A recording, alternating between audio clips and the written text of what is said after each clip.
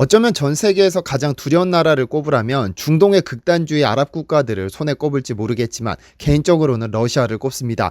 단 한 방으로 지구를 종말시킬 수 있을 만한 어마어마한 무기를 보유한 덕분인지 지구 방위대라고 불리는 미국에게도 절대 기죽지 않고 당당하게 대들 수 있으며, 이런 자부심으로 전 세계 어느 지도자와 세워놔도 단 한 번도 기죽지 않는 푸틴이라는 대통령이 있죠.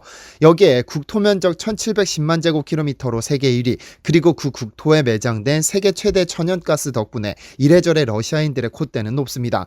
그런 러시아에서 한국 음식의 인기가 어마어마하다고 하는데요.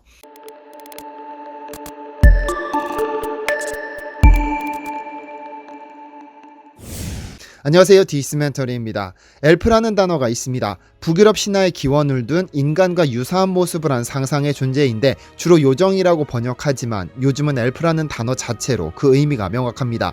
이 엘프는 상상의 존재이지만 남성들에게는 외국의 예쁜 여성이 등장할 때 아낌없이 사용되는 명사인데요.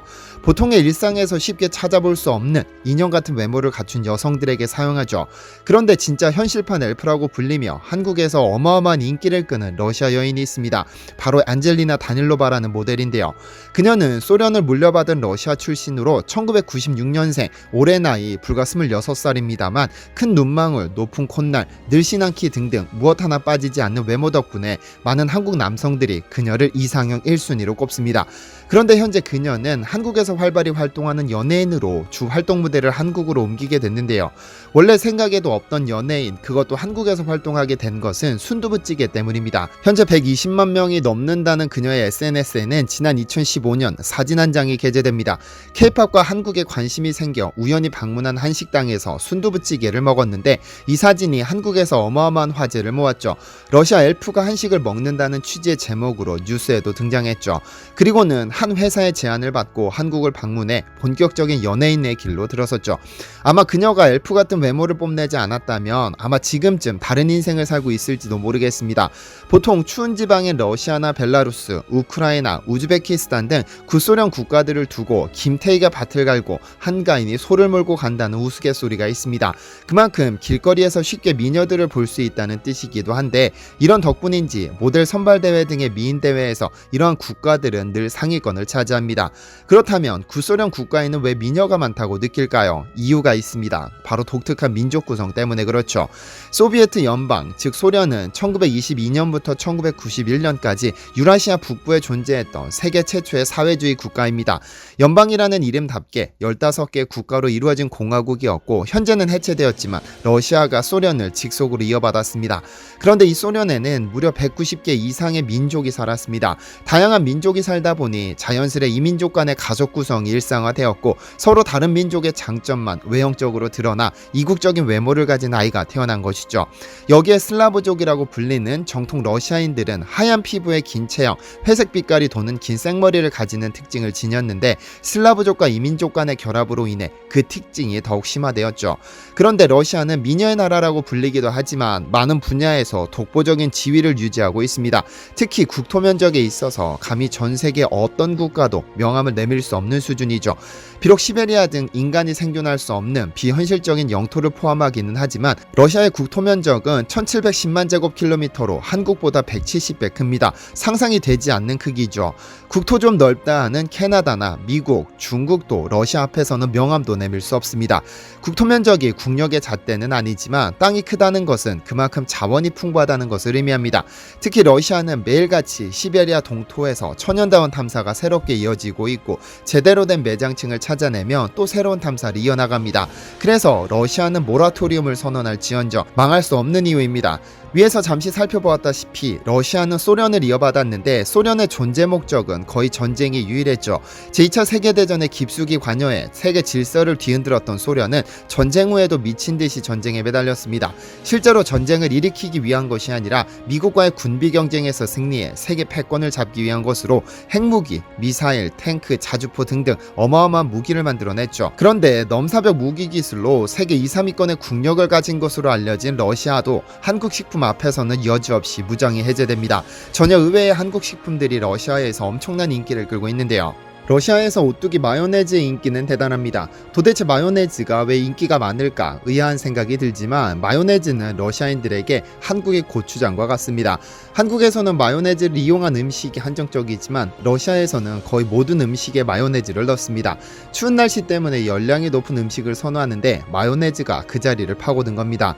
물론 러시아에서도 마요네즈를 생산하지 않는 것은 아니지만 한국의 오뚜기가 만든 마요네즈와는 성능 면에서도 선호도 면에서도 감히 비할 바가 아닙니다. 오뚜기 마요네즈가 러시아에 수출되기 시작한 건 1996년 러시아 상인들이 조금씩 가져가면서 시작됐습니다. 러시아인들은 마요네즈를 고기, 과자, 빵은 물론 각종 요리에 더해서 즐겼는데 오뚜기가 만든 마요네즈가 딱이었던 것이죠. 물론 오뚜기가 마요네즈를 처음으로 만든 것은 아닙니다만 오뚜기는 1972년 국내 최초로 마요네즈를 출시한 이후로 50년 가까운 시간 동안 온 국민의 사랑을 독차지했습니다. 그리고 1996년부터 러시아에 진출한 이후 국내 매출의 절반가량이 러시아에서 나오고 있죠. 열량 높은 마요네즈를 선호하는 러시아에는 전 세계 각국의 마요네즈 브랜드와 러시아 자국 브랜드가 치열하게 경쟁하고 있지만 그 중에서 노란색 뚜껑의 오뚜기가 단연 돋보입니다. 이제는 다른 브랜드들이 이 노란 뚜껑을 따라하고 있는 실정이죠.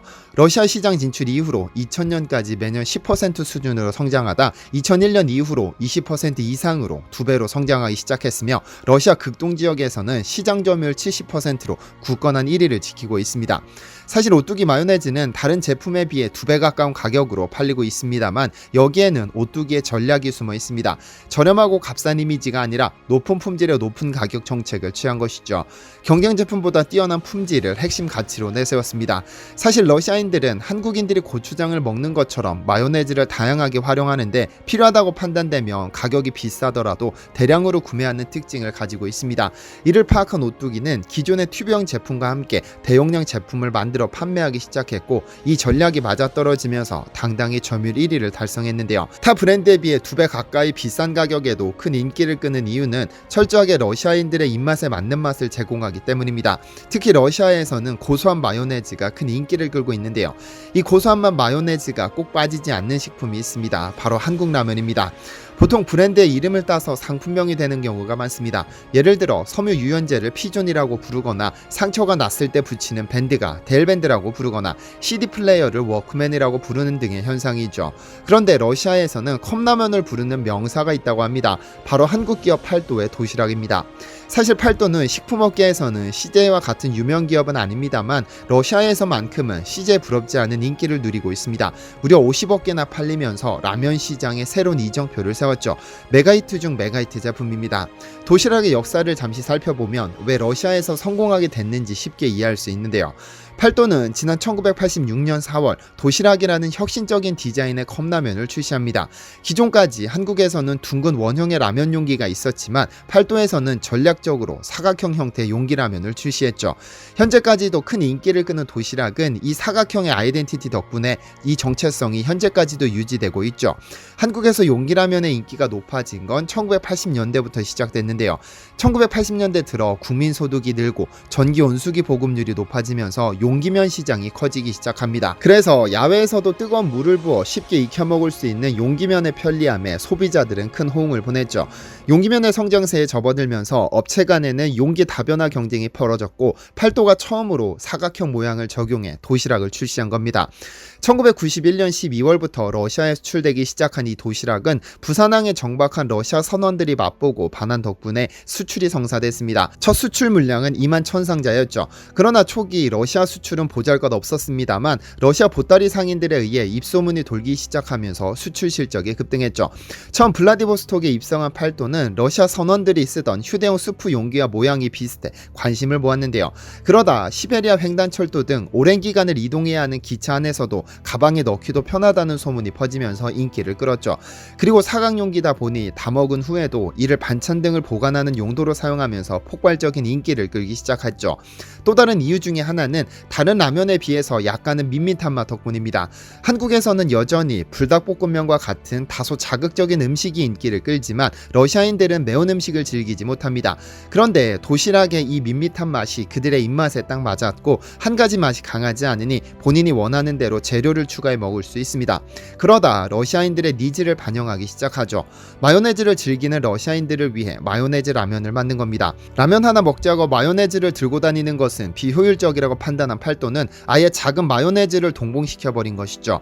그리고 이 제품은 마요네즈의 인기와 도시락의 인기를 동시에 안고 훨훨 날기 시작했습니다. 러시아는 인구수 1억 5천만 명을 보유하고 있는데요. 그만큼 큰 시장으로 판단할 수 있습니다. 오늘 소개해드린 마요네즈와 도시락이 대단한 이유는 러시아인들의 생활을 바꿔버렸기 때문입니다. 세계적으로 큰 인기를 끈다는 초코파이의 경우는 단순히 간식거리에 불과하지만 마요네즈와 도시락은 식사 문화를 완전히 바꿔버린 혁명을 일으켰습니다. 다른 나라 음식이 수입되어 식문화를 바꿔버린다는 것은 흔치 않은 일입니다. 언제든 바꿀 수 있는 삼성의 갤럭시 휴대폰보다 식문화를 바꿔버린 마요네즈와 도시락이 진정한 의미의 한류가 아닐까요? 시청해주셔서 감사합니다.